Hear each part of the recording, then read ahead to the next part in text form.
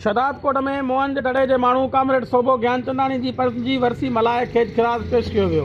अवामी workers party ऐं Sindh secular study forum पारां कामरेड सोबो ज्ञानचंदानी जी 25 वरसी शहर जे लेबर हाल में मल्हाई वई। उन मौक़े ते शरीक माण्हुनि वाई साहब शहदादकोट सां ॻाल्हाईंदे चयो आहे त हिकु बहादुर जदोजहद करण वारो शख़्स हो।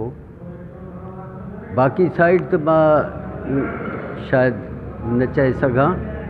जेको इल्मी साइड हुयुसि, जेको अदबी साइड हो, उहो ॿिए कंहिं महफ़िल में ज़रूरु रखंदासीं।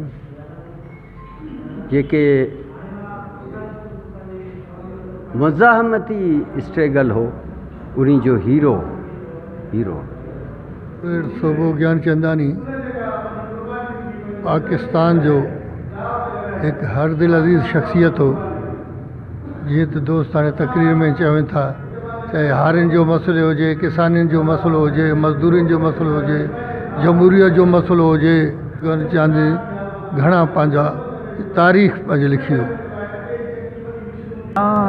सम्झां थो त कामरेड सोबो ज्ञानचंदानी जेको हिकु कम्युनिस्ट अॻुवाण सां गॾोगॾु सिंध दोस्त अॻुवाण हो, जंहिं पंहिंजी सॼी ज़िंदगी ग़रीब माण्हुनि जे लाइ पतोड़ियो ऐं उन्हनि जे हक़नि लाइ जदोजहद कयईं ऐं पंहिंजी ज़िंदगी उन में ई सर्फ़ कयईं।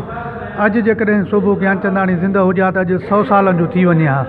असीं सम्झूं था त हिन 95 सालनि जी उमिरि ताईं, 94-95 सालनि जी उमिरि ताईं हिन जेका जाखोड़ कई, इहो असांजे सिंध ऐं पाकिस्तान छा एशिया जे तरक़ी पसंद तहरीक जे लाइ, इनकलाबी तहरीक लाइ, कम्युनिस्ट तहरीक जे लाइ हिकिड़ो वॾो नालो हो। असीं ख़राज तहसीन पेश कयूं था। असीं सम्झूं था त पंहिंजे मोहसिननि खे यादि रखणु हूअं बि साञा वधनि जो फ़र्ज़ु थिए थो, ज़िमेदारी थिए थी। पर कामरेड सोबो उहो असांजी सुञाणप आहे, असांजो मोहसिन बि आहे, पर असांजी तमामु वॾी सुञाणप आहे। ऐं ख़ासि तौर ते अहिड़ी जॻह ते सिंधी हुजणु, हिंदू हुजणु ॾाढो ॾोह थिए थो, वॾो ॾोह थिए थो। उते जेकॾहिं उहो वरी कम्युनिस्ट बि हुजे त इहो शदीद क़िस्म जो ॾोह आहे। ऐं हिन रियासत किथे बि खुटो कोन, पंहिंजी ॻाल्हि में किथे बि रुकियो कोन। ऐं हू आख़िर ताईं पंहिंजी ज़िंदगीअ जे आख़िरी लम्हनि ताईं कम्युनिस्ट रहियो, पंहिंजे फ़िक्र सां, पुरे फ़िक्र सां सलाड़ियल रहियो। इहो उनजो असांजे मथां वॾो अहसान आहे। मां सम्झां थो त कामरेड सोबो ज्ञानचंदानी एशिया जो वॾो लीडर हुयो। ऐं उहो जेको आहे, मां चवां थो त ईअं तबक़ाती जदोजहद में जेको हुन पेर पातो, ऐं हालांकि पाण वॾे तबिके सां वाबस्ता हुयो। ऐं मां ईअं ज़रूरु चवंदो आहियां त हितां जो पोरियत तबिको जेको आहे, उन जी त ज़रूरत आहे इनकलाब जे लाइ, तब्दीली जे लाइ कोशिशि करणु। पर हिकिड़ो मथे तबिके जो माण्हू थी करे उन वधीक जेको आहे क़ुर्बानी ॾिए थो, जेको मथे तबिके सां वाबस्ता बि हुयो। उन हूंदे बि जेको आहे हारनि ऐं मज़दूरनि जी जेको आहे जदोजहद कंदे जेको आहे पंहिंजो पाण खे तकलीफ़ में विझणु, मां सम्झां थो इहा वॾी क़ुर्बानी आहे। उहो हिकिड़ो दादा कामरेड सोबो, मां सम्झां थो त 1983-84 खां असां सां उनजी वाक़फ़ियत हुई। ऐं असां सियासी वर्कर रहिया आहियूं कम्युनिस्ट पार्टीअ जा, ऐं सिंध हारी कमेटी जो मां ज़िले सदर हुयुमि। ऐं उन वक़्त खां वठी असांजी हुन सां मुलाक़ातूं थींदियूं हुयूं। तमामु बहितरीनु शफ़ीक़ माण्हू हुयो। जॾहिं बि लाड़काणे में वेंदा हुआसीं हुनजी घर, त वॾी इज़त सां असां सां मिलंदो हुयो। ऐं असां हुन खां पंहिंजे हिन तबक़ाती तनज़ीम बाबति हुन सां कचहरियूं कंदा हुआसीं ऐं हुन खां मशवरा वठंदा हुआसीं। ऐं हू जेका बेहिसी हेॾे अज़ीम अॻुवाण, बरे सग़ीर जो अज़ीम अॻुवाण, उन्हीअ रवींद्रनाथ टैगोर सां शांति निकेतन में वञी तालीम जॉइन कई, उन सां काफ़ी अरसो रहियो। पर पाकिस्तान में कम्युनिस्ट पार्टी जे हवाले सां जेकी उन जी जदोजहद रही, शानदार ऐं अज़ीम जदोजहद हुई। ऐं उन्हीअ में हुन कॾहिं बि पंहिंजी जदोजहद खे माठो न कयो।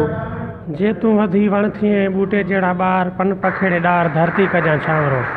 त कामरेड हिकु छांवरो हुयो, हिकु सॼी सिंध हुयो, सरापा इश्क हुयो। ऐं हुनजा मुख़्तलिफ़ रूप हुया त जीअं न हो मज़हबी हिसाब सां जा जेको आहे सो सियासत जे हिसाब सां, न हो माना क़ौम परस्त हुयो, सरापा सिंध हुयो। ऐं सदाईं सिंध जी ॻाल्हि कंदो, सिंधू जी ॻाल्हि कंदो, पाणी जी ॻाल्हि कंदो हुयो। जॾहिं बि हुन सां मिलंदो हुयो त जहिड़ी हिकिड़ी आथत ऐं छा मिलंदी। असीं सभु हिते गॾु थिया आहियूं कामरेड सोबो ज्ञानचंदानी खे जेको आहे सो उन्हनि जी 25 वरसी जे मौक़े ते उनखे ख़ैराज तहसीन पेश करण लाइ कामरेड सोबो ज्ञानचंदानी हिकु अज़ीम इनकलाबी लीडर हुयो, जंहिं जेको आहे सो पंहिंजी सॼी ज़िंदगी सॼी ॼमार मज़दूरनि हारियुनि ऐं उन्हनि ग़रीब तबक़नि सां गुज़ारी। कामरेड हिकु अज़ीम शख़्स हुयो जंहिंजो खाल भरजणु हिन पाकिस्तान में मुश्किल न मां सम्झा थो नामुमकिन आहे। असां जीअं त कामरेड सोभो ज्ञानचंदाणी सभ खां पहिरियों उहो हिकिड़ो अज़ीम दानशर हुयो ऐं हिकिड़ो मुदबिर ॾाढो हिकिड़ो वकील हुयो ऐं राइटर हुयो ऐं हिन बरे सगीर जे अंदरि ख़ासि करे सिंध जे अंदरि कम्युनिस्ट तहरीक जेको सरवाण हुयो। ऐं सूबे जे जेके ख़ासि करे जेके अॼु वरसी नस्बत जेके प्रोग्राम थिए पियो सिंध सेक्युलर फोरम ऐं अवामी वर्कर पार्टी, असां दोस्तनि जा तमामु न शुक्रगुज़ार आहियूं।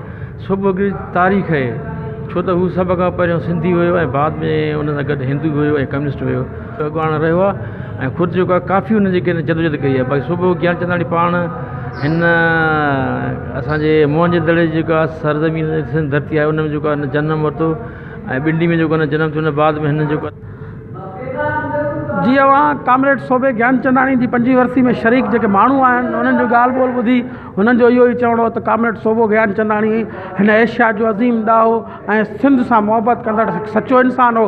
साथी रिपोर्टर गुलाम अली बिरोही सां गॾु शाहिद अमान वाइस ऑफ शदादकोट।